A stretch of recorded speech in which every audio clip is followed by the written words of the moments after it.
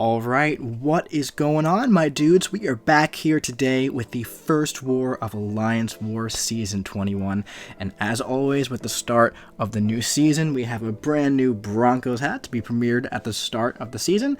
For you guys on the YouTubes, on the interwebs, this one is just a nice little classic Denver logo with some red, white, and blue colors. Very nice. It's very small and very tug on my head there, snug on my head. But anyway, man, would it be an Alliance War season opener with For Loki if I did not have a completely silly, ridiculous death? It wouldn't be. So we're gonna jump right into that today, man. When we're bringing in Ghost, Wasp, and Apocalypse, and up first we have a Sorcerer Supreme. All right, now I thought this fight was gonna go all fine and dandy. I thought I was going to jump right up to a special 2, but I, for some reason, overlooked the fact that there's power struggle here. And as soon as I entered into this fight and I saw that, I was like, okay, this might be a problem. And it was going fine. It's going fine here. We're moving along. I was trying to potentially push her up to special 2 without losing too many of those charges, but then she started throwing off her special attacks, and, they started hitting kind of hard through the block. And I have to ideally take them on the block because of stubborn, but then I realize I can't really be doing that anymore. And we're moving along, and now, we're also getting the slow debuffs, but oh my god. Now I have an armor break. And she has like 20 passive furies. I'm gonna have to dex all of these, man, and the parries are doing so much. So I have to try my best. to nuke her down here while I have an armor break, man. I should have probably waited to toss off that special attack until the armor break went away, but I just didn't know if she'd throw a special attack or not. So at this point, I'm fighting her completely critless. I'm going through this entire fight with Ghost without being able to crit. Now I have an invulnerability boost, so I could potentially tank up to 3 special 3s. So this fight isn't over yet. Not even a little bit. She's down to about 30%. We're still going to be at 17% health. I could tank 2 more special 3s if I have to. But at this point, we're going to try not to, man. I intercept there, and I, went for a parry there. It took us down to about 6% health. Go for a special 1. This brings her down to 5% health. Go for an intercept.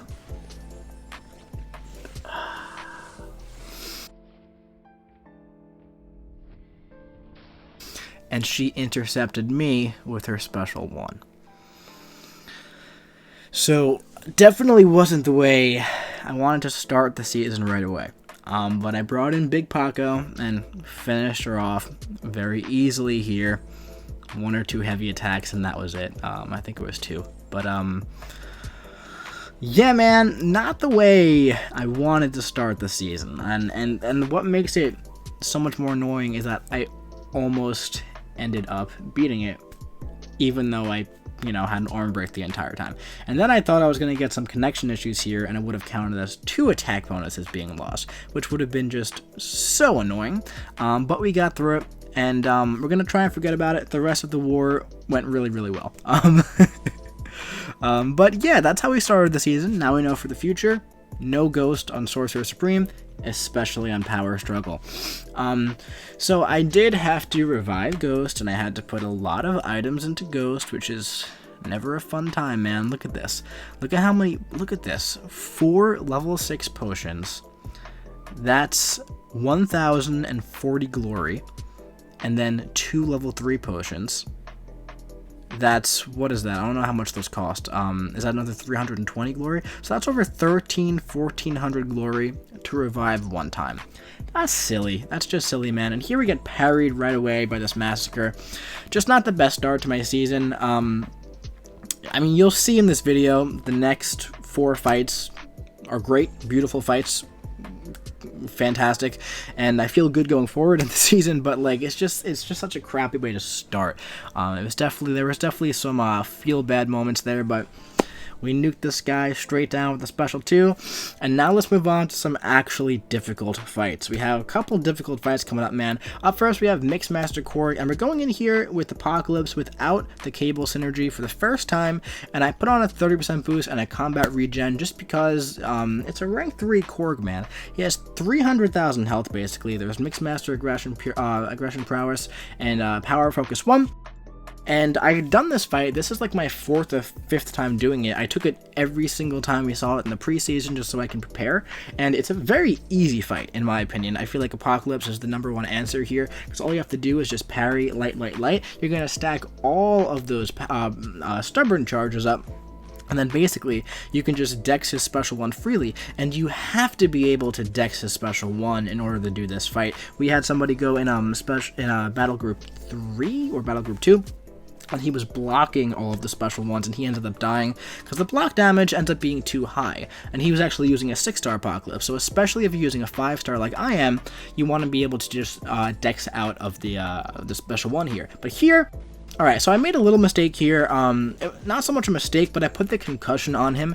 I'm so used to having max genetic code, where it puts on both debuffs, the degen and the concussion, or the poison and the concussion, I forget which one the special 2 does, and I forgot that I get to choose between concussion and the damaging debuff, and I would have chosen the damaging debuff, because now I have to throw another special 2, which just prolonged this fight, and it's already going to be a long fight because I'm using a 5-star that's not all the way at genetic code, but as you can see, it's a very simple fight going along. The special 2 hits decently hard, so does the special 1, and now I have both of my debuffs on. Now I really don't need the concussion there, so going forward I'm not going to be doing that. I'm not going to be making that mistake, but again, it's like mistake is a very, very strong word because it doesn't hurt to have that debuff.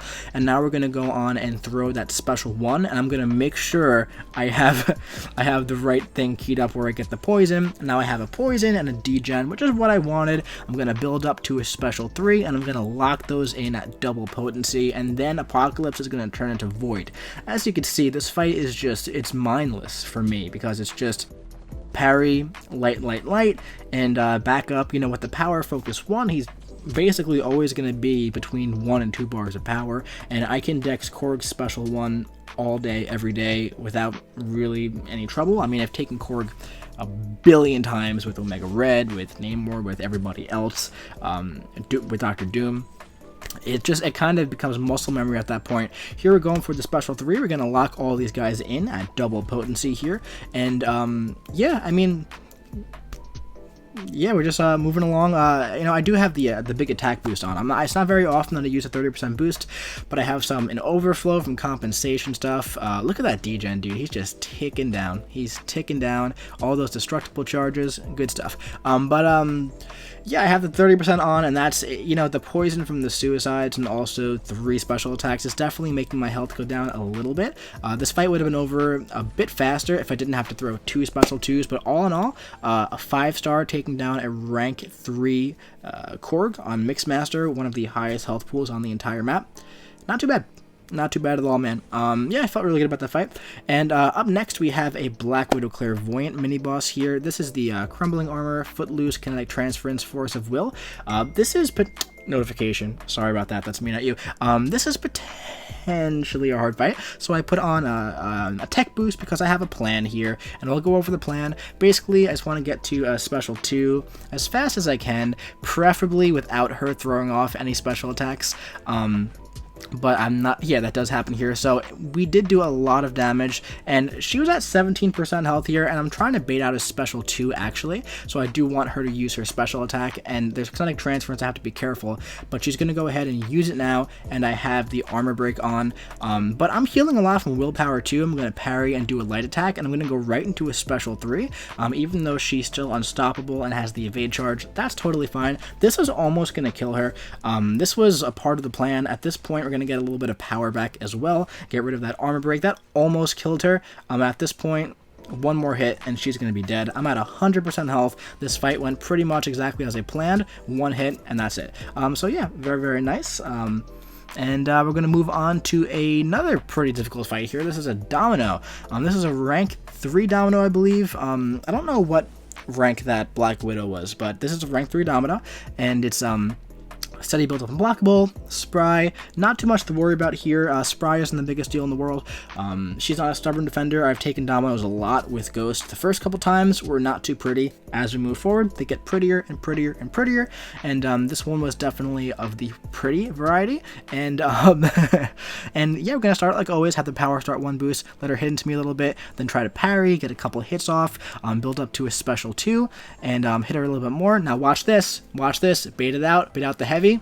And this is why we bait out the heavy, man, because we have Wasp with us. But if we are, if the phase crit fails, if she fails the crit, or if she fails the phase, we're not going to be unblockable. So we want to make sure we hit her like we did. So yeah, do the same thing here. Go for 1 hit if I can. There we go. And now we're going to we just chanced it there. We just went for it. And she's down to 4% health. Did a lot of damage. Go right for the special 3. She's at 4% health. And yeah, pretty simple fight. It wasn't the cleanest Domino fight I've had in the entire world. It would have been over very, very, very, very, very fast if that first phase didn't crit fail. She probably would have been dead just from that first big special 2 into a special 3. But up next, we had somebody else take that Airwalker with Doom, and now we're going up against this mini-boss, Ebb and Flow, Intercept, Redoubled Determination, Crumbling Armor, Rank 3, Invisible Woman, and this could potentially be a hard fight if you're not familiar with how to fight Invisible Woman. I just put on a 10% boost here just to be safe, and yeah, I feel good fighting Invisible Woman. Ghost probably isn't the #1 counter for this fight, but at the same time, I don't really see a reason not to use Ghost here. Ghost is a good champion and all, but basically, you just gotta watch out for that invisibility and hit into it once so it goes away. With the Ebb and Flow Intercept, when you're fighting a stubborn defender on Ebb and Flow Intercept, what you want to do is you want to intercept them and then parry like that, and then you can go into a big special 2 like I'm going to right now. And yeah, this is doing a lot of damage. Like it's crazy. Like really, really good stuff here from Ghost. Hit into the invisible so that we miss and then it goes away. And yeah, man, I mean, this fight is just about over. All I have to do at this point, I was just thinking to myself, I have to really keep an eye on that bubble, make sure I don't hit her, you know, when she's not stunned, when the bubble's going away, just so I don't hit into her invisibility and get wrecked, because that can go south very, very fast. And at this point, she's down to 7% health and 1 more special 2. Don't even got to worry about the protection. That's going to be it. So yeah, we finished that fight at about a full yellow bar, and every single fight in this war went really, really great and exactly as planned, except for that Sorcerer Supreme. We didn't account for that armor break, which is definitely, you know, a little frustrating, a little upsetting. But hey, man, it is what it is. Let's go ahead and move on to some individual stats for the first time this season, shall we? Alright, so this display might look a little weird. Something just happened with my OBS, but I'm going to check into it after I do this video, just 'cause it's very late and I'm very tired. I'm gonna go sleep. But anyway, first war versus New N, and we did end up losing this war. We had a bad start to the season, but it's okay. You know, it happens. I had 6 kills and I had 1 unfortunate death. Solo rate 86%, TDR 7.49, solo rate bonus is -0.21, power rating is 6.29. I'm gonna hold all of the power rating in between the battle group and in between for Loki for the end of the season, and I took out a couple of the columns here. I took out like the TDR per fight or something like that, because it's like the same thing the entire time, and I took out the amount of units spent, because I'm never going to spend a unit unless I like have a meltdown 4 wars in a row and I have to buy potions, but I doubt that's going to happen. It might happen. I don't know. Who knows? But anyway, not the best start to the season, but at the same time, a better start than last season when I had 2 deaths in the first war, and same thing with the season before. So the past 2 seasons, I started with 6 kills and 2 deaths. This one, 6 kills and 1 death. So let's look at the bright side there, man. It wouldn't be a 4 Loki war season if I did not have an incredibly easy, unavoidable death. But anyway, my dudes, that's going to be it for this video. I do hope you enjoyed it. If you did, do your boy a favor and drop a like. Comment what you think about this war video in the comment section below, and subscribe if you are excited about 4 Loki wars in Season 21 of Alliance War. I'll be seeing you around.